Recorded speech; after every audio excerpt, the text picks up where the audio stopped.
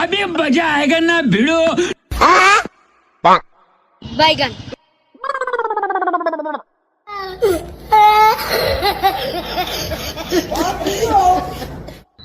किरिश का सुनने का गाना। किरिश का सुना। किरिश का सुना। किरिश का सुनेगा। सुना तो।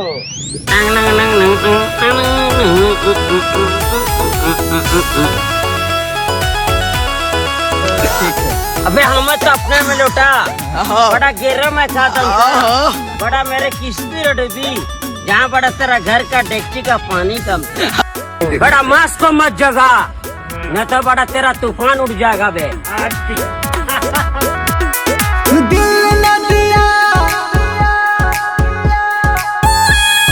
किरिश का सुनने का गाना। किरिश का सुना। किरिश का किरिश का सुनेगा। सुना तो बोलो न बोलो काकिया ले बेटा इस दुनिया मैं भी अगर प्यार न किया तो काकिया ले बेटा इस दुनिया मैं भी अगर प्यार न किया तो काकिया।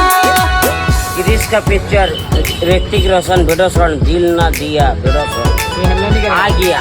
इस दुनिया मैं भी अगर प्यार न किया तो काकिया ले बेटा इस दुनिया मैं भी अगर प्यार न किया तो काकिया। ले बेटा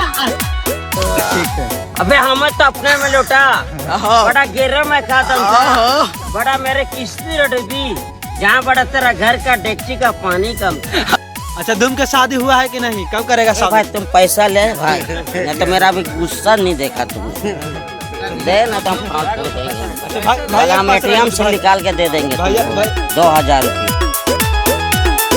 ले बेटा आए हैं बाराती बारात लेके आए हैं बाराती बारात लेके ले बेटा जाएंगे दुल्हन अपने साथ लेके ले बेटा आए हैं बाराती बारात लेके जाएंगे दुल्हन अपने साथ लेके। किरिश का पिक्चर ऋतिक रोशन वीडियो दिल ना दिया वीडियो आ गया। ले बेटा आए हैं बाराती बारात लेके जाएंगे दुल्हन अपने साथ लेके। ले बेटा 200-300 रुपया में एक तो कुत्ता फेंकने का लेते हैं पैसा। भी फेंक देते हो? हाँ खाली नाली साफ नहीं करते हम। जिंदा कुत्ता फेंकते हो कि मरा हुआ? मरा वाला जिंदा वाला फेंकेंगे तो मेरा गाना नोच लेगा। दिल न दिया किरिश का सुनने का गाना। किरिश का सुना। किरिश का किरिश का सुनेगा। सुना तो। तो बोलो न बोलो काकिया ले बेटा इस दुनिया मैं भी अगर प्यार न किया तो काकिया ले बेटा इस दुनिया मैं भी अगर प्यार न किया तो काकिया। ले बेटा बड़ा मास को मत जगा न तो बड़ा तेरा तूफान उठ जाएगा बे। इस